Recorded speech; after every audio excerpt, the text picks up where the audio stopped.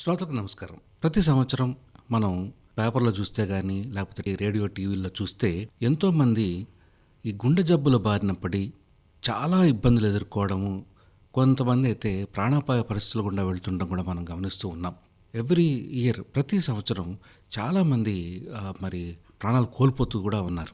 అయితే ఈ గుండెపోటు లేదా అదాటున వచ్చే ఈ గుండెపోటు తెలియకుండా వస్తుంది.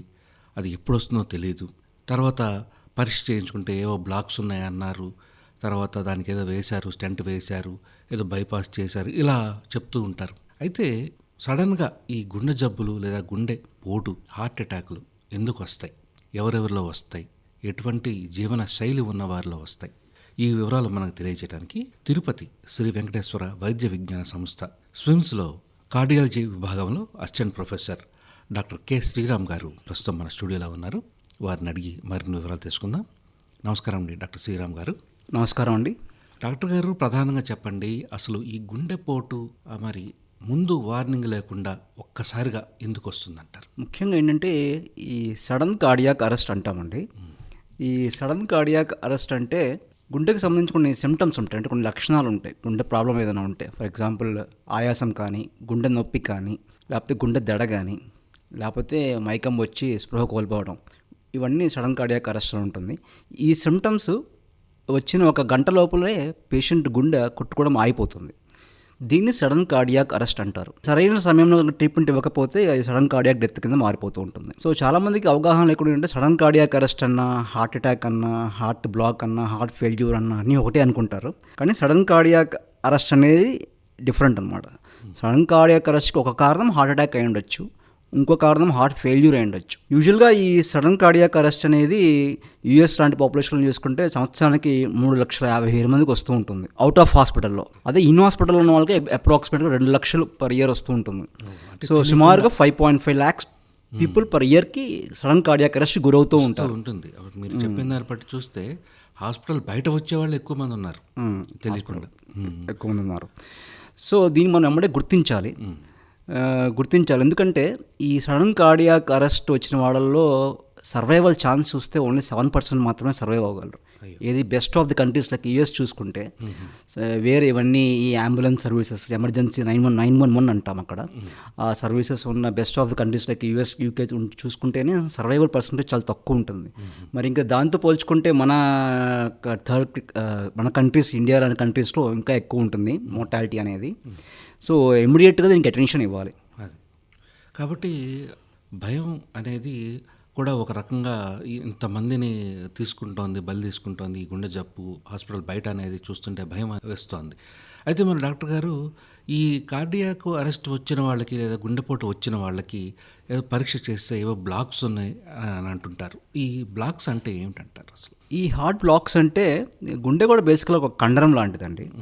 గుండె కండరము, అది ప్రతి నిమిషానికి 60 నుంచి 100 సార్లు కొట్టుకుంటూ ఉంటుంది.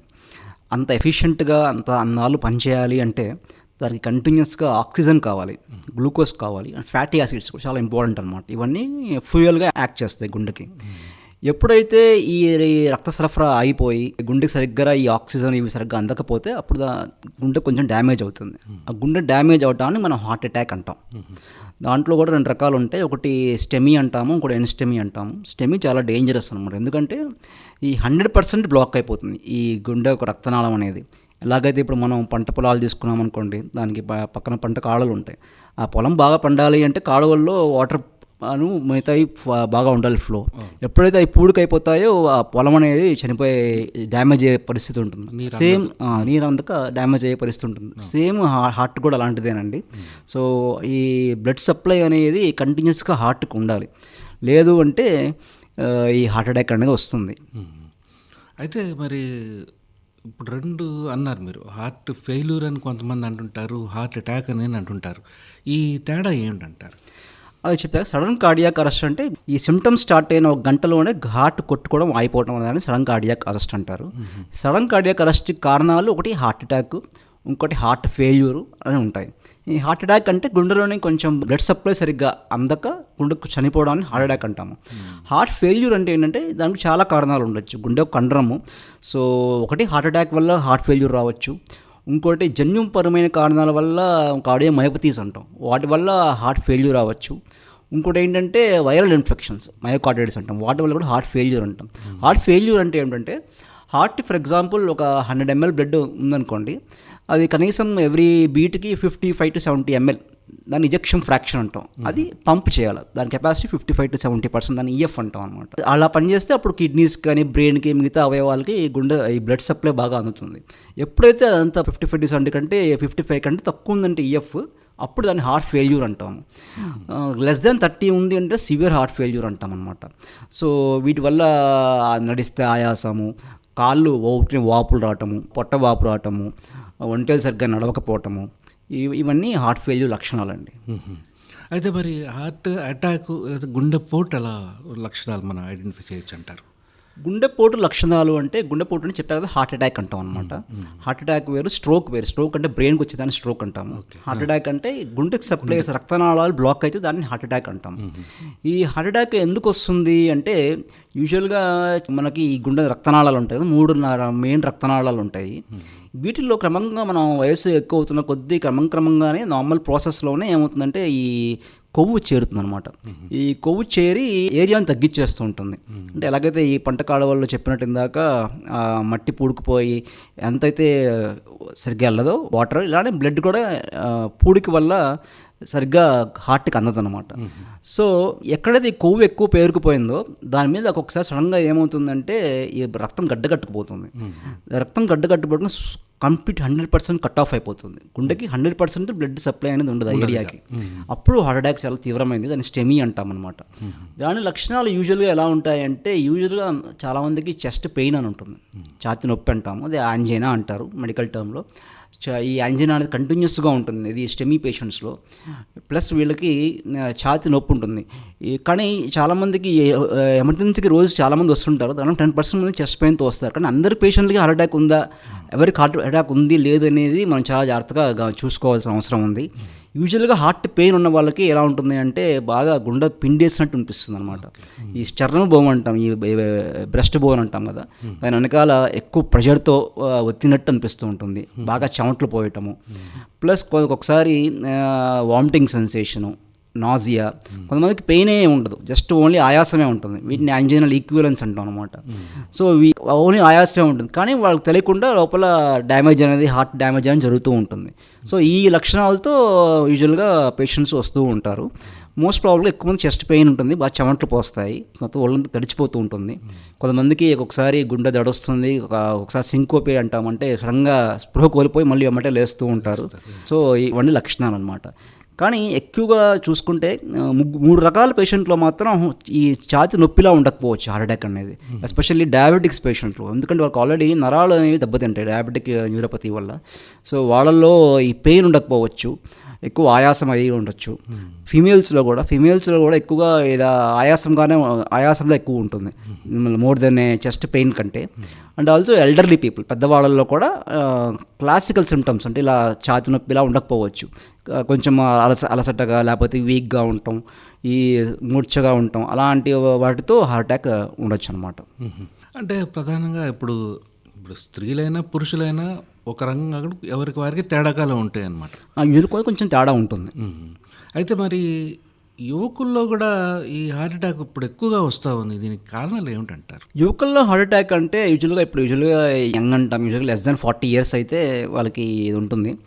మోస్ట్ కామన్ కాదంటే జన్యుపరమైన కారణాలు అయి ఉండొచ్చు. అంటే కొలెస్ట్రాల్ చాలా ఎక్కువ ఉంటుంది కొంతమంది, ఫెమిలియల్ హైపర్ కొలెస్ట్రేమియా అంటాము. దానివల్ల రక్తం చిన్న వయసులోనే ఈ రక్తనాళాలన్నీ మూసుకుపోతాయి అన్నమాట. సో దాని వల్ల ప్లస్ కొంతమందికి రక్తం గడ్డకట్టుకునే శక్తి ఎక్కువ ఉంటుంది. ప్రోథ్రోంబోటిక్ స్టేట్స్ అంటాం అవి. ఆ ప్రోథ్రోంబోటిక్ స్టేట్స్ అనేవి చాలా కారణాల వల్ల ఉండొచ్చు, లివర్ ప్రాబ్లమ్స్ ఉన్నా లేకపోతే కొన్ని క్యాన్సర్స్ వల్ల కూడా అలా ప్రోథ్రోంబోటిక్ స్టేట్స్ ఉండొచ్చు. కొన్ని ఇన్ఫెక్షన్స్ లైక్ కోవిడ్-19లో కూడా మనం ఎక్కువ ప్రోథ్రోంబోటిక్ స్టేట్ చూస్తాం. సో దానివల్ల కూడా ఎక్కువ రక్తం గడ్డగట్టుకొని సడన్గా హార్ట్ అటాక్ వచ్చే ఛాన్సెస్ ఉండొచ్చు. ప్లస్ ఇంకోటి ఏంటంటే ఈ మధ్య యూత్లో ఈ ఫిట్నెస్ అనేది ఎక్కువ మీద కాన్సన్ట్రేట్ చేస్తున్నారు. ఈ ఫిట్నెస్ కాన్సన్ట్రేట్ చేసి మజిల్ స్ట్రెంత్ పెంచుకోవడానికి ఏం చేస్తున్నారంటే అనబాలిక్ స్టెరాయిడ్స్ అని వాడుతున్నారు ఎక్కువ. And especially especially physical trainers వీళ్ళకి అంత అవగాహన లేకుండా ఆన్లైన్లో కానీ ఈ బయట ఓవర్ ద కౌంటర్లో కానీ ఈ ఎనబాలిక్ స్టెరాయిడ్స్ని ఎక్కువ వాడుతున్నారు. దీనివల్ల కూడా ఎక్కువ హార్ట్ అటాక్ వచ్చే ఛాన్సెస్ ఉంటాయి మజిల్ పెరగటానికి. సో ఎనబాలిక్ స్టెరాయిడ్స్ అనేవి యూజ్ చేయకూడదు. కొంతమంది ప్రోటీన్ డైట్ అంటున్నారు కానీ బట్ యూజువల్గా ప్రోటీన్ డైట్ వల్ల ఎస్పెషల్లీ వే ప్రోటీన్ అవన్నీ తింటూ ఉంటారు. ఈ ప్రోటీన్ తింటే కూడా మజిల్ మాస్ పెరుగుతుంది అనేది అందరికి తెలిసిందే. సో యూజువల్గా ఈ ప్రోటీన్ డైట్ తినటం వల్ల హార్ట్ అటాక్ అయితే ఎక్కడ రాదు. యూజువల్గా ప్రోటీన్ డైట్ ఎక్కువ తినడం వల్ల కిడ్నీస్ మీద ఎఫెక్ట్ చూపిస్తుంది కానీ లివర్ చూపిస్తుంది కానీ హార్ట్ అటాక్ అనేది ఇప్పటిదాకా ఎక్కడ రిపోర్ట్స్లో అయితే లేదు. ఓకే, మరి డాక్టర్ శ్రీరామ్ గారు, ఈ హార్ట్ అటాక్ వచ్చిన వాళ్ళకి అలాగే మీరు ఇందాక చెస్ట్ పెయిన్ రావచ్చు అని అన్నారు. అయితే ఈ గ్యాస్ ట్రబుల్ ఉన్న వాళ్ళకి కూడా కొంచెం చెస్ట్ పెయిన్ రావడం, చెస్ట్ బర్న్ రావడం అట్లా ఉంటుంది కదా? One of the symptoms heart attack ఏంటంటే అందరికీ క్లాసికల్గా ఉండాలని ఏమి లేదు. ఎందుకంటే జబ్బులు అనేవి టెక్స్ట్ బుక్స్ని ఫాలో అవును, ఒక్కొక్కరికి ఒక రకంగా ఉంటాయి. Diseases won't follow text books అనమాట. ఓకే, అది మన మైండ్లో ఉంచుకోవాలి. ఒక పర్సన్ కనుక వచ్చాడు అంటే రిస్క్ ఫ్యాక్టర్స్ మిగతావి వాళ్ళ ఫ్యామిలీ హిస్టరీ అవన్నీ కూడా చూసుకొని మనం ట్రీట్ చేయాలి. సో వన్ ఆఫ్ థింగ్ ఏంటంటే ఎస్పెషల్లీ ఈ చాలామంది ఈ పొట్టలో మంట అంటారు, బర్నింగ్ అంటారు. అది కూడా హార్ట్ పెయిన్కి సంబంధమే ఉంటుంది. చాలామంది దాన్ని ఎసిడిటీ అనుకుంటారు. ఎసిడిటీ అనుకొని ప్యాంటాపో లేకపోతే ర్యాంటాకో సుక్రాల్ సిరప్ వాడి ఇంట్లోనే వేస్ట్ చేస్తుంటారు. అమూల్యమైన సమయాన్ని వృధా చేస్తూ ఉంటారు. కార్డియాలజీలో ఏంటంటే ఎస్పెషల్లీ హార్ట్ అటాక్లో టైమ్ ఈజ్ మజిల్ అంటాం. అంటే ప్రతి అరగంటకు కూడా మీరు లేట్ చేస్తున్న కొద్దీ 8% ఇంక్రీజ్ ఇన్ మోర్టాలిటీ ఉంటుంది. హార్ట్ అటాక్ వచ్చినప్పటి నుంచి ట్రీట్మెంట్ కనుక లేట్ చేస్తూ ఉంటే ప్రతి అరగంటకి 8% ఇంక్రీజ్ ఇన్ మోర్టాలిటీ ఉంటుంది. సో దాని టైమ్ ఈజ్ మజిల్ అంటాం అనమాట. సో ఇలా చేస్తుంటారు. సో దీనికో ప్రజలకి అవగాహన ఉండాలి. ఎస్పెషల్లీ ఎవరికైతే డయాబెటీస్, హైపర్ టెన్షన్, ఊబకాయం ఉందో, లేకపోతే కొలెస్ట్రాల్ ప్రాబ్లమ్స్ ఉన్నాయో, లేకపోతే క్రానిక్ కిడ్నీ డిసీజ్, వాళ్ళు కూడా చాలా హార్ట్ అటాక్. ఎక్కువ మంది కిడ్నీ డిసీజ్ ఉన్న వాళ్ళు హార్ట్ అటాక్తో చనిపోతారు కిడ్నీ ప్రాబ్లం కంటే, సికేడి పేషెంట్స్. సో వాళ్ళు ఫ్యామిలీ హిస్టరీ కూడా చాలా ఇంపార్టెంట్. అంటే ఎస్పెషల్లీ ఫ్యామిలీలో కనుక ఫస్ట్ డిగ్రీ రిలేటివ్ ఉంటాం. అంటే ఫర్ ఎగ్జాంపుల్ ఫాదరో లేకపోతే బ్రదరో, వీళ్ళని ఫస్ట్ డిగ్రీ రిలేటివ్ ఉంటాం. ఒకవేళ వాళ్ళు కనుక మగవాళ్ళు అయితే >55 years, ఆడవాళ్ళు అయితే >65 years, వాళ్ళ కనుక ఫ్యామిలీ హిస్టరీ కనుక ఉంటే, అంటే వాళ్ళలో హార్ట్ అటాక్ వస్తే కనుక దాన్ని ప్రిమెచ్యూర్ హార్ట్ అటాక్ అంటాం. సో వాళ్ళు కూడా ఇలాంటి నెగ్లెక్ట్ చేయకూడదు. ఎవరికైతే ఈ హిస్టరీ ఉందో, ఇప్పుడు చెప్పిన ఈ జబ్బులు ఉన్నాయో ప్లస్ ఈ ఫ్యామిలీ హిస్టరీ ఉందో, వాళ్ళు అసలు నెగ్లెక్ట్ చేయకూడదు. ఏమాత్రం ఇలాంటి సిమ్టమ్స్ ఉన్నా, ఈవెన్ బర్నింగ్ సెన్సేషన్ ఉన్నా సరే ఒక దగ్గరికి వెళ్ళి ఈసీజీ తీసుకోవడం అనేది ఈ రోజుల్లో చాలా అవసరం. అది కూడా నెగ్లెక్ట్ చేయకుండా ఈ మీరు చెప్పినట్టు ఈసీజీలు తీసుకోవడం, సరే ఆ టైం కూడా వేస్ట్ చేయకుండా మెడికల్ షాప్కి వెళ్ళి టాబ్లెట్ వేసుకోవడం అట్లాంటిది చేయకుండా ఉండాలి. ముందు ఈసీజీ అనేది తీసుకోవడం మంచిది. అది అయితే మరి డాక్టర్ గారు, ఇప్పుడు పెద్దవారు ఉన్నారు, కొంచెం ఒక వయసు వచ్చిన 60 ఆ వయసు వచ్చిన వాళ్ళు బాత్రూంలోకి వెళ్తున్నప్పుడు కొంచెం ఎక్కువగా బాత్రూంలో కొలాప్స్ అయిపోయే పరిస్థితులు కూడా ఉన్నాయి. ఇలా ఎందుకు జరుగుతుందంటారు? అంటే యూజువల్గా వీళ్ళు ఏంటంటే ఈ హార్ట్ అటాక్ వచ్చిన వాళ్ళు లేకపోతే హార్ట్ ఫెయిల్యూర్లో ఉన్న వాళ్ళు బాత్రూమ్కి వెళ్ళినప్పుడు ఏమవుతుందంటే ప్రెషర్ బాగా పెరుగుతుంది. వెంట్రికల్స్ అంటాము, గదులు, అవి కూడా ఈ ప్రెషర్ ఎక్కువ పెరగడం వల్ల ఏమవుతుందంటే రప్చర్ అయిపోయే ఛాన్స్ ఉంటుంది హార్ట్. దాన్ని ఫ్రీ వాల్ రప్చర్ అంటాం. ఎస్పెషల్లీ ఇది హార్ట్ అటాక్ వచ్చిన పేషెంట్స్లో ఫస్ట్ ఒక 1 weekలో ఎక్కువ చూస్తూ ఉంటాం. ఎందుకంటే రక్తం కూడా, ఈ గుండె కూడా ఒక గోడ లాంటిదే అనమాట. ఎప్పుడైతే ఈ హార్ట్ అటాక్ వచ్చి ఆ కండరం కనుక చనిపోయి ఉంటుందో, డ్యామేజ్ అయి ఉంటుందో, చాలా వీక్గా ఉంటుంది. శరీరం మొత్తం మనం బ్లడ్ పంప్ చేయాలి అంటే హార్ట్లో చాలా ఎక్కువ ప్రెషర్స్ ఇంపార్టెంట్ అనమాట. సో ఈ ముక్కినప్పుడు కానీ ఈ వాల్సాల్వా అంటాం, ఇలాంటి అప్పుడు ప్రెషర్స్ ఎక్కువ ఉంటాయి. ఈ ప్రెషర్స్ వల్ల ఏమవుతుందంటే రప్చర్ అయిపోయి ఫ్రీ వాల్ రప్చర్ అంటాము, ప్రాణం పోయే ఛాన్స్ ఉంటుంది. సో ఎస్పెషల్గా హార్ట్ అటాక్ వచ్చిన వాళ్ళు, హార్ట్ ప్రాబ్లమ్స్ ఉన్న వాళ్ళు ముందు ఎక్కువ మలబద్ధకాన్ని నెగ్లెక్ట్ చేయకూడదు. సో డెఫినెట్గా డాక్టర్ గారిని కలిసి మలబద్ధకానికి ట్రీట్మెంట్ తీసుకోవాలి.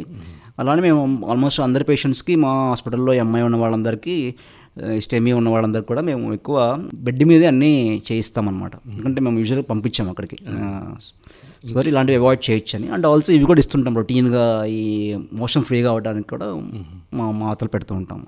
ఇప్పుడు బాత్రూమ్కి వెళ్ళిన వాళ్ళు తలుపు బోల్ట్ వేసుకుంటారు. ఇప్పుడు లోపల ఆయనకి ఏమైంది పెద్ద ఆయనకి అన్న విషయం యువతల వాళ్ళకి తెలియదు.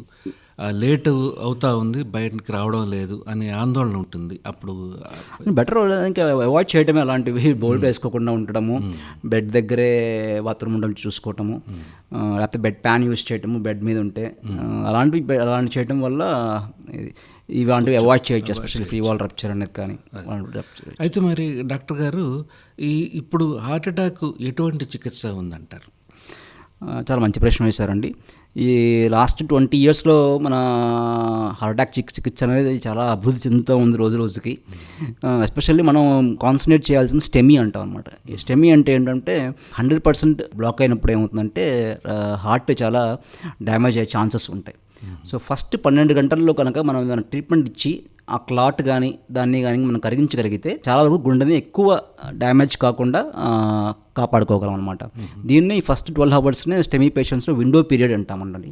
ఈ విండో పీరియడ్లో కనుక వస్తే పేషెంట్కి ఇమీడియట్గా దగ్గర హాస్పిటల్కి తీసుకువెళ్తే ఆ హాస్పిటల్లో ఉన్న ఫెసిలిటీ బట్టి ఇప్పుడు క్యాథలాక్ అనేది ఉంటే ప్రైమరీ పీసీఎన్ చేస్తారు, అదే స్టాండర్డ్ అండి. అది ఏం చేస్తారంటే ఒక తొడలో గురించి కానీ లేకపోతే చేయిలో ఉన్న రక్తనాళాల గుండా గుండెకి సప్లై చేసే కరోనరీస్ అంటాం, ఆ ఆర్టరీస్లోకి వెళ్ళేసి బెలూన్ ద్వారా ఆ గడ్డని మనము కరిగించడానికి ట్రై చేస్తాం అనమాట. అవసరమైతే స్టెంట్ పెడతాం, స్టెంట్ కూడా పెడతాం. స్టెంట్ పెట్టేసి 100% ఫ్లో ఇస్తాము. సో ఇది చాలా అద్భుతమైన రిజల్ట్స్ చూపించింది. సో ఇప్పుడు ఎక్కడైనా సరే ప్రపంచంలో స్టెమీ ఉంటే మాత్రం ఫస్ట్ 12 అవర్స్లో ప్రైమరీ పీటీసీఏ అంటాము, ఇదే ట్రీట్మెంట్ అనమాట. కానీ కొన్ని హాస్పిటల్స్లో కానీ వాటిలో కానీ ఒకసారి వీళ్ళు దొరక్కపోవచ్చు. సో అప్పుడు మనం థ్రాంబోలైసిస్ అంటాం అనమాట. కొన్ని మందులు ఇస్తాం, ఆ మందులు ఇచ్చి దాన్ని ఫార్మకాలజికల్ థ్రాంబోలైసిస్ అంటాం. మందులు ఇచ్చి ఆ గడ్డని కరిగించడానికి ట్రై చేస్తాం అనమాట. యూజువల్గా మన ఇండియాలో ఎక్కువ వాడేది ఆ ఏరియాస్లో స్ట్రెప్టోకైనస్ అని వాడతాము. రీసెంట్గా టెప్లేజ్ అని కూడా వచ్చాయి, అవి కూడా వాడుతూ ఉంటాం అనమాట. దానివల్ల కూడా మంచి రిజల్ట్స్ ఉంటాయి. అయితే మరి డాక్టర్ గారు ఈ మందులు ఎన్ని రోజులు వాడాల్సి వస్తుంది అంటారు ఒకవేళ? అదే ముందు ఈ స్టెమీ వచ్చిన పేషెంట్స్కి లేకపోతే వేరే 100% బ్లాక్ కాకుండా 80% బ్లాక్ అయ్యి వాళ్ళకు కూడా హార్ట్ అటాక్ రావచ్చు, దాన్ని ఎన్స్టెమీ అంటాము. సో ఈ స్టెమీ పేషెంట్ కనుక ఎన్స్టెమీ పేషెంట్స్ వీళ్ళు యూజువల్గా 1 year పాటు మాత్రం ఖచ్చితంగా ఈ బ్లడ్ థిన్నర్స్ అని ఉంటాయి, అవి వాడుకోవాలి. బ్లడ్ థిన్నర్స్ అంటే యాంటీ ప్లేట్లెట్స్ అంటాం. ముఖ్యంగా మనకు వినపడేది ఆస్పిరిన్ ఒకటి, మిగతా 2-3 క్లోపిడాగ్రిల్, టికాగ్లర్, పాసిగ్లర్ అవి కూడా వేరే మందులు ఉన్నాయి. కానీ ఇవి వాడుకోవాల్సి వస్తుంది. ఎస్పెషల్లీ స్టెంట్ వేయించుకుంటే ఫస్ట్ 1 year మాత్రం ఖచ్చితంగా వాడుకోవాల్సిందే. ఏదో ఒక బ్లడ్ థిన్నర్ మాత్రం లైఫ్ లాంగ్ వాడుకోవాల్సిందే. ఒకసారి హార్ట్ అటాక్ వచ్చిందంటే ఆస్పిరిన్ కానీ వేరే ఏదైనా పర్లేదు, డిపెండింగ్ అపాన్ బ్లీడింగ్ రిస్క్ బట్టి మనం క్యాలిక్యులేట్ చేసి 1 year తర్వాత 2 ట్యాబ్లెట్స్ అవసరం, 2 బ్లడ్ థిన్నర్స్ అవసరమా, ఒకటే అవసరమా అని నిర్ణయించుకొని దాన్ని బట్టి లైఫ్ లాంగ్ మాత్రం ఒక యాంటీప్లేటెడ్ వాడుకోవాల్సిందే. ప్లస్ దాంతో పాటుగా స్టాటిన్ అని ఒక అద్భుతమైన డ్రగ్స్ కూడా వచ్చాయండి. స్టాటిన్స్ వల్ల కూడా చాలా మోర్టాలిటీ తగ్గింది. బ్లడ్ వెజల్లో ఉండే ఈ కొవ్వు తగ్గించే విధానం ఉంటుంది, ఎస్పెషల్లీ ఎల్డిఎల్ కొలెస్ట్రాల్ అని ఉంటుంది, అది చాలా ఇంపార్టెంట్. దాన్ని చెడు కొలెస్ట్రాల్ కూడా అంటాం మనం. ఆ ఎల్డిఎల్ కొలెస్ట్రాల్ వల్లే ఇలా ఎక్కువ హార్ట్ అటాక్స్ అవన్నీ చూస్తూ ఉంటాం అనమాట. అది యూజువల్గా ఆ ఎల్డిఎల్ కొలెస్ట్రాల్ తగ్గించే మందులను స్టాటిన్స్ అంటాం అనమాట. యూజువల్గా ఈ హార్ట్ అటాక్ వచ్చిన వాళ్ళల్లో ప్లస్ డయాబెటిక్స్లో ప్లస్ లేకపోతే నార్మల్గా ఏమీ రాకుండా కూడా ఎల్డిఎల్ గ్రేటర్ దాన్ 190 ఉన్న వాళ్ళల్లో ఈ స్టాటిన్స్ అనేవి వాడుకోవాలి. ఎప్పటికైనా సరే హార్ట్ అటాక్ వచ్చిన వాళ్ళు మాత్రం చెడు కొలెస్ట్రాల్, ఎల్డిఎల్ కొలెస్ట్రాల్ అనేది మాత్రం <70 ఆ రేంజ్లో మెయింటైన్ చేస్తే మంచి బెనిఫిట్స్ ఉంటాయి. 70 కంటే తక్కువ ఉండాలి ఎల్డిఎల్ కొలెస్ట్రాల్ <70 ఉండాలండి. యూజువల్గా డయాబెటిక్స్ అయినా సరే ప్లస్ వీఎల్ఎల్ అయినా సరే, హార్ట్ అటాక్ వచ్చిన పేషెంట్స్ అయినా సరే ఎల్డిఎల్ కొలెస్ట్రాల్ అనేది <70 ఉండాలి. ఇంకొన్ని గైడ్లైన్స్ అయితే <55 కూడా ఉండాలని చెప్తున్నాయి. బట్ మనం జస్ట్ <70 మెయింటైన్ చేస్తే మంచిది. ఓకే. అయితే మన డాక్టర్ గారు ఈ హార్ట్ అటాక్ అనేది అసలు మనకి రాకుండా ఉండాలంటే మనం ఎటువంటి జాగ్రత్తలు తీసుకోవాలి? ఈ హార్ట్ అటాక్ అనేది ఒక ఫ్యాక్టర్ వల్ల వచ్చేది కాదండి, ఇట్స్ మల్టీ ఫ్యాక్టోరియల్ అనమాట. ఫర్ ఎగ్జాంపుల్ డయాబెటీస్ వల్ల వస్తుంది హార్ట్ అటాక్ అనేది, హైపర్ టెన్షన్ వల్ల వస్తుంది, ఊబకాయం వల్ల వస్తుంది, కొలెస్ట్రాల్ ఎక్కువ ఉండటం వల్ల వస్తుంది, స్ట్రెస్ కానీ మెంటల్ డిజార్డర్స్, డిప్రెషన్, సైకోసిస్ వల్ల వస్తుంది, స్లీప్ సరిగ్గా లేకపోయినా కూడా వస్తుంది. రోజుకి <7 hours స్లీప్ లేకుండా పోయినా కూడా, నిద్ర లేకపోయినా మిగతా అన్ని ఫిట్గా ఉండి <7 hours స్లీప్ లేకపోయినా కూడా హార్ట్ అటాక్ వచ్చే ఛాన్సెస్ ఉన్నాయని రీసెంట్ స్టడీస్ చూపిస్తున్నాయి.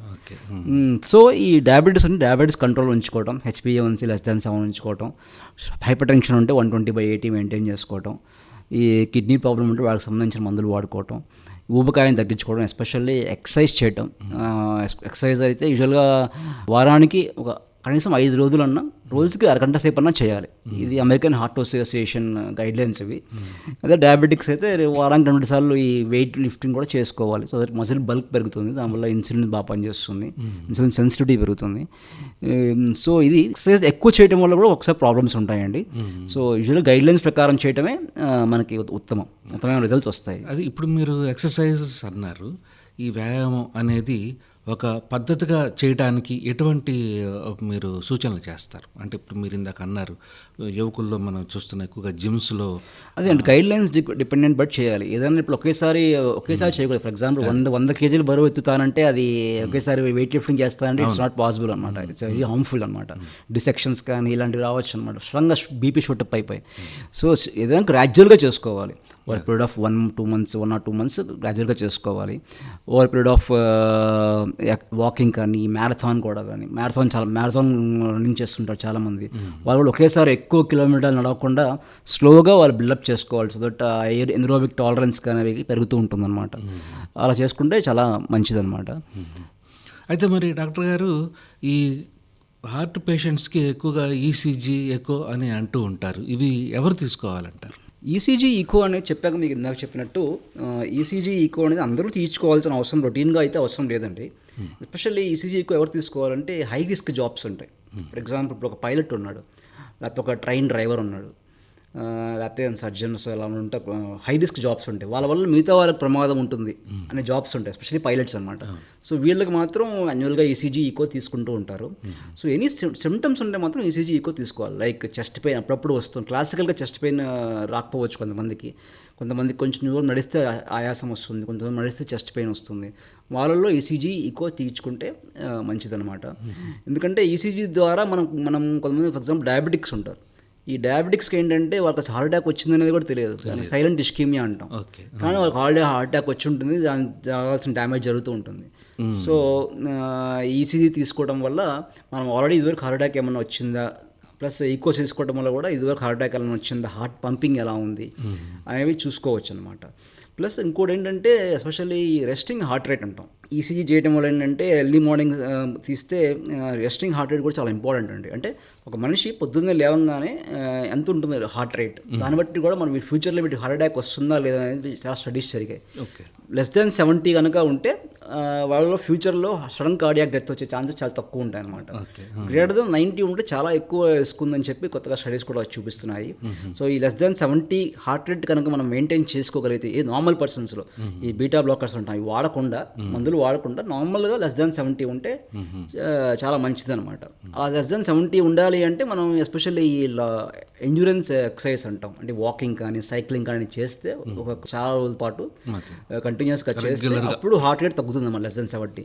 మనం ఎథ్లీట్స్ చూసుకుంటే ఎథ్లీట్స్ ఇప్పుడు మ్యారథాన్స్ వాళ్ళలో 40-45 అనేది ఉంటుంది హార్ట్ రేట్.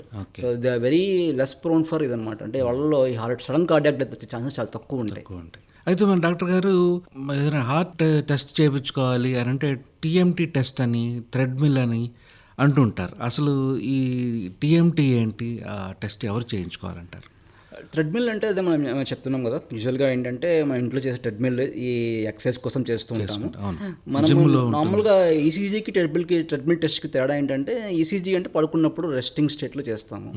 ఈ ట్రెడ్మిల్ అనేది ఎవరికి చేస్తామంటే బేసికల్లీ ఎవరన్నా చెస్ట్ పెయిన్ చెప్పినా, ఎవరన్నా లేకపోతే చెస్ట్ పెయిన్ అంటే కొంచెం డాక్టర్ గారు ఇదివరకు కొంచెం నేను నడుస్తుంటే నాకు ఛాతీ నొప్పి వస్తుందండి, రెస్ట్ తీసుకుంటే తగ్గిపోతుంది, లేకపోతే ఏదన్నా చలిగాలిలో ఎక్కువ వెళ్తుంటే నాకు ఛాతీ నొప్పి వస్తుంది, లేకపోతే ఎక్కువ ఎమోషనల్గా స్ట్రెస్ ఎక్కువ ఇది తీసుకున్నప్పుడు నాకు ఛాతీ నొప్పి వస్తుంది, లేకపోతే ఆయాసం వస్తుంది. అందరికీ ఛాతీ నొప్పి రావాల్సిన అవసరం లేదు. ఆయాసం కూడా ఒక సిమ్టమ్ ఆఫ్ చెస్ట్ పెయిన్ లాంటిది అనమాట. సో ఆయాసం వస్తుంది అనుకున్న వాళ్ళలో మనం అప్పుడు టీఎంటీ చేయిస్తే మంచిదన్నమాట. ఈ టీఎంటీ అనేది అంటే ఇన్వేజివ్ కాదు, నాన్ ఇన్వేజివ్. అంటే మనం ఏమి దానికి ఏమి సర్జరీ లాంటిది ఏం చేయట్లేదు. ప్లస్ ఆల్సో ఉన్న వాటిల్లో అన్నిటికంటే కాస్ట్ ఎఫెక్ట్ కూడా టీఎంటీ ఎక్కువ ఉంటుంది అనమాట. సో ఈ టీఎంటీ టెస్ట్ అనేది చేయిస్తూ ఉంటాం అనమాట. ఈ టీఎంటీ టెస్ట్ చేసే ముందు కొన్ని జాగ్రత్తలు తీసుకోవాల్సి ఉంటుంది పేషెంట్. జస్ట్ లైక్ ఈ మందులు ఏమైనా ఉంటే, అంటే హార్ట్ రేట్ టీఎంటీలో ఇంపార్టెంట్ ఏంటంటే మనం ఏం చేస్తామంటే పేషెంట్ పరిగెత్తిస్తూ ఉంటాము. ప్రతి 3 నిమిషాలకి వాళ్ళ యొక్క స్పీడ్ పెంచుతూ ఉంటాం, స్పీడ్ని గ్రేడ్ని. దానివల్ల ఏమవుతుందంటే హార్ట్ మీద ఎక్కువ స్ట్రెస్ పడుతూ ఉంటుంది అనమాట. అందుకని దాన్ని స్ట్రెస్ అంటారు. సో దట్ హార్ట్ రేట్ పెరుగుతూ ఉంటుంది. సో టీఎంటీ మనం ముందు ముఖ్యమైనది ఏంటంటే హార్ట్ రేట్ పెరగటం. ప్రతి పేషెంట్కి ఇంత నార్మల్ హార్ట్ రేట్ అని ఉంటుంది. మ్యాక్సిమం ఒకటి అటైన్ చేయొచ్చు. ఫర్ ఎగ్జాంపుల్ నా ఏజ్ 40 అనుకోండి, నా మ్యాక్సిమం హార్ట్ రేట్ 220/40 180 దాకా నేను రావచ్చు అనమాట. 180 దాకా నాకు నార్మల్. సో కనీసం ఆ 180 ఆ మ్యాక్సిమం హార్ట్ రేట్లో 85% అన్నా వాళ్ళు రీచ్ అయితేనే కానీ ఆ టీఎంటీ టెస్ట్ వల్ల మనకు ఉపయోగాలు ఉంటాయి. ఓకే. ఒకవేళ 85% టార్గెట్ హార్ట్ రేట్ రీచ్ కాలేదంటే దాన్ని మనం ఇంకంక్లూజివ్ టెస్ట్ అంటాం. అంటే దానివల్ల మనకు తెలిసేది ఏం లేదు, ఆ టీఎంటీ అనేది వ్యర్థమే, దాన్ని ఇంకంక్లూజివ్ టెస్ట్ అంటాం. సో కనీసం ఆ పేషెంట్ 85% ఆఫ్ టార్గెట్ హార్ట్ రేట్ని రీచ్ అవ్వాలి. సో దానికి సంబంధించి అతను ఒక 2-3 రోజుల ముందు నుంచే ఈ మెటప్రోడాల్ అంటాము, డిజాక్సిన్ అంటాము, వెరపెమిల్, కొన్ని డ్రగ్స్ ఉంటాయి హార్ట్ని స్లో చేసేవి. ఫెయిల్యూర్ పేషెంట్స్లో, ఈ హార్ట్ అటాక్ వచ్చిన పేషెంట్స్లో యూజ్ చేస్తాం. అవి 2-3 రోజుల ముందు మానేయడం మంచిది. సో దట్ మనం రియల్గా ఎంత స్ట్రెస్ ఉందో మనం చూసుకోవచ్చు అనమాట. అయితే మరి పాజిటివ్ టీఎంటీ అని అంటుంటారు, అది ఏంటంటారు? పాజిటివ్ టీఎంటీ అంటే చేస్తున్నప్పుడు కొన్ని చేంజెస్ కనబడుతుంటాయి మనకి ఈసీజీలో. ట్రెడ్మిల్ మీద పరిగెత్తూ ఉంటారు, అట్ ద సేమ్ టైం మనం ఈసీజీ పెట్టి మానిటర్ చేస్తూ ఉంటాం. ఈసీజీలో కనుక మనకు చేంజెస్ ఉంటాయి అనమాట. చేంజెస్ బట్టి మనం ఇది పాజిటివా కాదా అని చెప్తాము. ఫర్ ఎగ్జాంపుల్ ఎస్టీడీ అని ఉంటుంది, ఎస్టీ సెగ్మెంట్ అని ఉంటుంది ఈసీజీలో. అవి డిప్రెషన్ ఉన్నాయా లేవా అని చూసుకుని దాన్ని బట్టి మనం ఇది పాజిటివా అని చెప్తాము. పాజిటివ్ కనుక ఉంటే ఏంటంటే వీళ్ళకి నెక్స్ట్ టెస్ట్ యాంజియో మోస్ట్లీ అవసరం ఉంటుంది అని చెప్పి యాంజియో చేయిస్తాం అనమాట. కొంతమందికి ఎస్టీ ఎలివేషన్స్ అని ఉంటాయి, చేస్తున్నప్పుడు ఎస్టీ ఎలివేషన్స్ వస్తాయి. ఎస్టీ ఎలివేషన్స్ వస్తే వీళ్ళు ఇంకా స్ట్రాంగ్లీ పాజిటివ్ అని, అంటే ఇంకా ఎక్కువ డిసీజ్ ఉండి హార్ట్ సప్లై చేసే 3 రక్తనాళాలు బ్లాక్ అయ్యే ఛాన్సెస్ ఎక్కువ ఉంటాయి. కొంతమంది ఎక్సర్సైజ్ చేస్తున్నప్పుడు ఏమవుతుందంటే ఛాతి నొప్పి వస్తుంది వాళ్ళకి, కొంతమంది మైకం వస్తుంటుంది, సిన్కోపి అంటాం, హార్ట్ చాలా ఫాస్ట్ కొట్టుకుంటుంది వీటీ అని. సో వీళ్ళందరిలో కూడా స్ట్రాంగ్ పాజిటివ్ అంటాం. సో దట్ వీళ్ళు ఈ యాంజియో చేస్తే మనం కనుక్కుంటే ఫైండింగ్స్ ఎక్కువ ఉంటాయి అన్నమాట. ఓకే. అంటే పాజిటివ్ టీఎంటీ అంటే ఇంకా వాళ్ళకి హార్ట్ అటాక్ ఇక రాబోతుంది, ఇక వస్తుంది జాగ్రత్త పడకపోతే అని. అయితే మన డాక్టర్ గారు, ఒకవేళ ఈ టెస్ట్ చేసుకోలేని వాళ్ళు కొంతమంది ఉంటారు కదా, వాళ్ళు ఏమి టెస్టులు చేయించుకోవాలంటారు? యూజువల్గా టీఎంటీ అనేది అందరూ చేసుకుంటారు యూజువల్గా. కాకపోతే ఎక్కువ బరువు ఉన్నా కానీ, ఎవరికైతే ఈ ఆస్టియోఆర్థరైటిస్, నీ ప్రాబ్లం ఉన్నా, హిప్ ప్రాబ్లం ఉన్నా, వీళ్ళు నడవలేరు కాబట్టి, లేకపోతే హార్ట్ ఫెయిల్యూర్లో ఉన్న వాళ్ళు, వీళ్ళందరికీ ఏంటంటే ట్రీట్మెంట్ చేసుకోవడం కష్టమవుతుంది. వీరికి వేరే టెస్టులు ఉంటాయండి. ఫర్ ఎగ్జాంపుల్ డోపటమైన్ ఈకో అంటాము, స్ట్రెస్ ఈకో అంటాము. డోపటమైన్ ఒక మంది ఇస్తాము, అది ఇవ్వటం వల్ల కూడా ఈ హార్ట్ రేట్ పెరుగుతుంది. అప్పుడు మనం 2D ఈకో చేసి ఈకోలో చూస్తాం ఏమన్నా తేడా కనబడుతుందా, ఎక్కడన్నా హార్ట్ వీక్గా కనబడుతుందా అని చూస్తూ ఉంటాము. అలానే స్ట్రెస్ ఎంఆర్ఐ కూడా ఉంది. ప్లస్ న్యూక్లియర్ టెస్ట్ అని ఉంటాయి, అవి కూడా చాలా రిలయబుల్. ఈ రేడియో ఐసోటోప్స్ అని ఉంటాయి, అది ఇచ్చేసి న్యూక్లియర్ టెస్ట్ కూడా చేయిస్తాము. సో ఇవన్నీ దీని ద్వారా మనము వీళ్ళకి ఛాన్సెస్ ఏమైనా ఉన్నాయా, బ్లాక్స్ ఏమైనా ఉన్నాయా అని తెలుసుకోవచ్చు. ఈ మధ్య కాలంలో అయితే సిటీ స్కాన్ ద్వారా కూడా కరోనరీ యాంజియోగ్రామ్ టెస్ట్ చేయొచ్చు, ఇన్వేజివ్ యాంజియోగ్రామ్ లేకుండా. ఎస్పెషల్లీ ఇప్పుడు ఇది హార్ట్ అటాక్ వచ్చే లక్షణాలు ఉన్న వాళ్ళకి, ఆల్మోస్ట్ ఎవరికైతే 70% బ్లాక్ ఉంటుందో, వీళ్ళని సిటీసీఏ ద్వారా మనము చాలా వరకు యూజ్ చేసుకోవచ్చు, ఐడెంటిఫై చేయొచ్చు. అయితే మన డాక్టర్ శ్రీరామ్ గారు, ఇప్పుడు మన ఈ కోవిడ్ తర్వాత ఎక్కువ మందికి హార్ట్ ప్రాబ్లం వస్తుంది అని అంటున్నారు, ఇది ఎంతవరకు నిజం? కోవిడ్ తర్వాత హార్ట్ ప్రాబ్లం అంటే యూజువల్గా కోవిడ్ వచ్చినప్పుడు ఏంటంటే, ఎస్పెషల్గా మేము చెప్పాను ఇందాకే, రక్తం గడ్డగట్టుకునే శక్తి అనేది ఎక్కువ ఉంటుంది కోవిడ్ ఇన్ఫెక్షన్ వచ్చినప్పుడు. ఎందుకంటే ఎండోథీలియల్ డ్యామేజ్ కానీ, సైటోకైన్ స్టార్మ్ వల్ల హైపర్ కోయాగులేటెడ్ స్టేట్ చూస్తాం.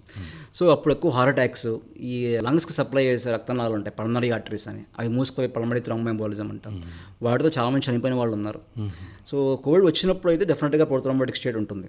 కానీ కోవిడ్ వచ్చిన తర్వాత కొన్నాళ్ళ తర్వాత, అట్లీస్ట్ ఒక 2.5 months 3 months తర్వాత వరకు కూడా చాలామంది చూసింది ఏంటంటే, కోవిడ్ పేషెంట్స్కి ఈ మయోకార్డియం అంటాం, గుండెకి 3 పొరలు ఉంటాయి, మయోకార్డియం, పెరికార్డియం, ఎండోకార్డియం. ఈ మయోకార్డియం, పెరికార్డియంలో కొంచెం చేంజెస్, ఇన్ఫ్లమేషన్ అంటాం అనమాట. అంటే కొంచెం ఇంకా ఇన్ఫెక్షన్ ఉంది, అంటే ఇన్ఫ్లమేషన్ ఉంది అని మనకు తెలుస్తూ ఉంటుంది.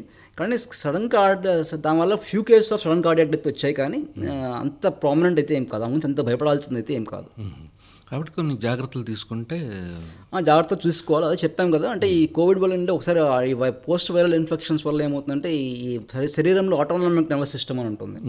అంటే మనం ఇప్పుడు హార్ట్ బాగా ఫాస్ట్ కొట్టుకోవాలంటే సింపాథిక్ నర్వస్ సిస్టమ్ అంటాం, అది యాక్టివేట్ అవ్వాలి. హార్ట్ స్లో అవ్వాలంటే పారాసింపాథిక్ నర్వస్ సిస్టమ్. ఇందాక మీకు చెప్పినట్టు ఎవరికైతే హార్ట్ రేట్ స్లోగా ఉంటుందో వాళ్ళు ఎక్కువ తక్కువ ఉంటుంది, తక్కువ ఛాన్సెస్ ఉంటాయి సడన్ కార్డియాక్ డెత్కి వాళ్ళకి. సో ఈ ఎస్పెషల్లీ ఈ పోస్ట్ వైరల్, ఎస్పెషల్లీ COVID-19 వచ్చిన వాళ్ళలో డిస్ఆటోనమియాస్ చూస్తూ ఉంటాం అనమాట. ఈ డిస్ఆటోనమియాస్ ఉన్నప్పుడు కొంచెం జాగ్రత్తగా ఉండటం మంచిది. అంటే ఎలా ఉంటుందంటారు? అది ఈసీజీలో మనం చెప్పాను రెస్టింగ్ హార్ట్ రేట్ ఎక్కువ ఉంటాం, లేకపోతే హార్ట్ రేట్ వేరియబిలిటీ అంటాం. ఖాళీగా ప్రశాంతంగా ఉన్నప్పుడు కూడా గుండె ఎక్కువగా కొట్టుకుంటూ గుండె ఎక్కువ కొట్టుకోవటం, హార్ట్ రేట్ వేరియబిలిటీ అంటాం. కొన్ని టెస్టులు హాల్టర్ కానీ మనకు తెలుస్తుంటుంది హార్ట్ రేట్ వేరియబిలిటీ అని. అంటే గాలి తీసుకుంటూ కొంచెం తగ్గాలి, పెరగాలి, గాలి వదిలితే కొంచెం తగ్గాలి, అలా ఉంటుంది కొంచెం ఆటోనామిక్ నర్వస్ సిస్టమ్ అని. అది మనకి ఈసీజీ ద్వారా కొంచెం ఈసీజీ హాల్టర్ ద్వారా మనకు తెలుస్తుంది. హాల్టర్ కూడా. కానీ అంత ప్రధానమైన ప్రాబ్లం అయితే కాదు పోస్ట్ కోవిడ్లో డెత్స్ అనేవి. ఓకే. అయితే మరి డాక్టర్ శ్రీరామ్ గారు, ప్రధానంగా మీరు చెప్పిన దాన్ని బట్టి చూస్తే కొంచెం జీవన శైలి కూడా ఈ హార్ట్ అటాక్ రావడానికి అవకాశం ఉంటుందంటారు. డెఫినెట్లీ అండి. మనం చేసే దాంట్లో ఎస్పెషల్లీ మనం చూసుకోవాల్సింది ఎస్పెషల్లీ ఎక్కడ చూసుకున్నా, ఏ గైడ్ లైన్ తీసుకున్నా ముందు చెప్పేది డైట్, ఎక్సర్సైజ్. డైట్ ఏంటంటే మనం ఈ మధ్యకాలంలో ఎక్కువ ప్రాసెస్డ్ ఫుడ్స్ తీసుకుంటున్నాం. ఈ బేకరీస్ కానీ, ఈ చిప్స్ కానీ, anything which is processed. For example even white rice కానీ, అవన్నీ ప్రాసెస్డ్ అనమాట. ఈ ప్రాసెస్డ్ ఫుడ్స్ వల్ల ఏంటంటే మన బాడీలో గట్లో ఉంటాయి, అంటే పొట్టలో, ఈ కోలాన్లో ఏంటంటే మనకి హెల్ప్ చేసే బ్యాక్టీరియా చాలా ఉంటాయి. దే ఆర్ గుడ్ బ్యాక్టీరియా అంటాం. ఈ బ్యాక్టీరియా ఏంటంటే మన బాడీలో ఇన్ఫ్లమేషన్ దీన్ని రెగ్యులేట్ చేస్తూ ఉంటుంది. ఈ గట్లో ఉన్న బ్యాక్టీరియాకి బ్రెయిన్తో సంబంధం ఉంది, ఇమ్యూన్ సిస్టమ్తో సంబంధం ఉంది, అలానే హార్ట్తో కూడా సంబంధం ఉంది. ఎందుకంటే ఇవి ఆ ఇన్ఫ్లమేషన్ అనేది రెగ్యులేట్ చేస్తూ ఉంటుంది అన్నమాట. ఎవరికైతే ఈ హెల్తీ గట్ బ్యాక్టీరియా ఉంటాయో వాళ్ళకి ఈ హార్ట్ అటాక్లు కానీ, ఈ ఆటో ఇమ్యూన్ డిజార్డర్స్ కానీ, ఈ సిఎన్ఎస్ ప్రాబ్లమ్స్, డిప్రెషన్ కానీ తక్కువ వచ్చే ఛాన్సెస్ ఉంటాయి. సో బేసిక్ థింగ్ ఏంటంటే ఈ ప్రాసెస్డ్ ఫుడ్స్ అనేది వెళ్ళకుండా ఉండటం చాలా మంచిది. సో అన్పాలిష్డ్ రైస్ యూస్ చేసుకోవటం, ఎక్కువ పర్ డే వెజిటబుల్స్ కనీసం ఒక 4 to 5 సర్వింగ్స్ ఆఫ్ వెజిటబుల్స్ కానీ, ఫ్రూట్స్ కానీ తీసుకోవటం, ఇవి చాలా ఉత్తమమైనవి అన్నమాట. ఈ స్మోకింగ్ గురించి మనం చెప్పాల్సిన అవసరం లేదు. Very high risk factor. So smoking avoid చేయటము, రెడ్ మీట్ అంటున్నారు, మీట్ కూడా ఎక్కువ అవాయిడ్ చేయటము, ఆల్కహాల్ కూడా ఎక్కువ అవాయిడ్ చేయడమే బెటర్. సో ఆల్కహాల్ కూడా కంప్లీట్గా అవాయిడ్ చేస్తేనే బెటర్. మంచిది. ఒకవేళ వాళ్ళ హిస్టరీ, ఫ్యామిలీ హిస్టరీలో లేకపోయినా వీళ్ళకి అలవాట్లు ఉంటే వీళ్ళకి వస్తుంది. డెఫినెట్గా అండి. కాబట్టి మరి జీవన శైలిని కూడా మనం మార్చుకుంటే రాకుండా మనం జాగ్రత్తలు పడవచ్చు. అయితే డాక్టర్ శ్రీరామ్ గారు, మనకి ఇక్కడ కార్డియాలజీ డిపార్ట్మెంట్లో ఎటువంటి సేవలు ఉన్నాయంటారు? స్విమ్స్ డిపార్ట్మెంట్ ఆఫ్ కార్డియాలజీ అండి, అది మనది ఆంధ్రప్రదేశ్లోనే one of the old institute అండి. చాలా జాతీయంగా గుర్తింపు పొందింది. దీనికి మన చూడండి sir senior professor doctor Rajasekhar గారు ఉన్నారు, మరియు మా సీనియర్ ప్రొఫెసర్ వనజాక్ష మేడం ఉన్నారు. దీంతో పాటు అసిస్టెంట్లు ఉన్నాము. ప్రతి ఇయర్ కూడా ఒక డిఎం రెసిడెంట్స్ వస్తూ ఉంటారు, 4 మెంబర్స్ వస్తూ ఉంటారు. 24 గంటల పాటు మా ఈ స్విమ్స్ హాస్పిటల్లో కార్డియాక్ సేవలు ఇస్తూ ఉంటామండి. సో ఇమ్మీడియట్గా పేషెంట్కి చెస్ట్ పెయిన్ అనగానే ప్రైమరీస్ చేస్తాము. అవసరమైతే ఒకవేళ ప్రైమరీస్కి ఏదైనా కాంట్రాఇండికేషన్ ఉంటే థ్రోంబోలైసిస్ చేస్తూ ఉంటాము. ఇవి కాకుండా ఆల్మోస్ట్ ఇప్పటిదాకా ఒక 17,000 దాకా పీటీసీఎస్ చేసాము, చాలా ప్రైమరీస్ చేసాము. ఇవి కాకుండా రెగ్యులర్ వర్క్షాప్స్ జరుగుతూ ఉంటాయండి. ఈపీ వర్క్షాప్స్ జరుగుతూ ఉంటాయి, డివైస్ క్లోజర్ వర్క్షాప్ జరుగుతూ ఉంటాయి. ప్రస్తుతం ఈ సీమాంధ్రలోనే ఇది ఎపెక్స్ ఇన్స్టిట్యూట్ అండి.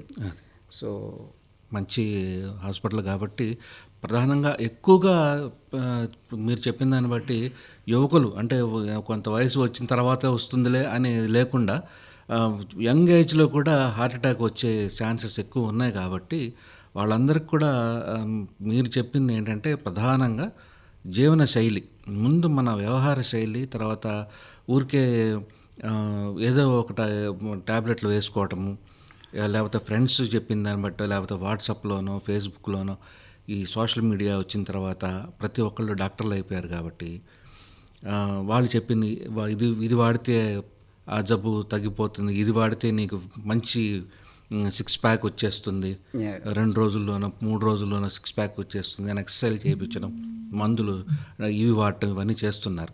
అలా చేయకుండా మరి నిపుణులైన వైద్యుల సలహాలతో, వారి జీవన శైలితో వారి జీవితాన్ని మరి చక్కగా మలుచుకొని ఈ హార్ట్ అటాకులు, గుండె జబ్బుల నుంచి మన శ్రోతలందరూ రక్షింపబడతారని భావిస్తూ మీ దగ్గర సెలవు తీసుకుంటాను.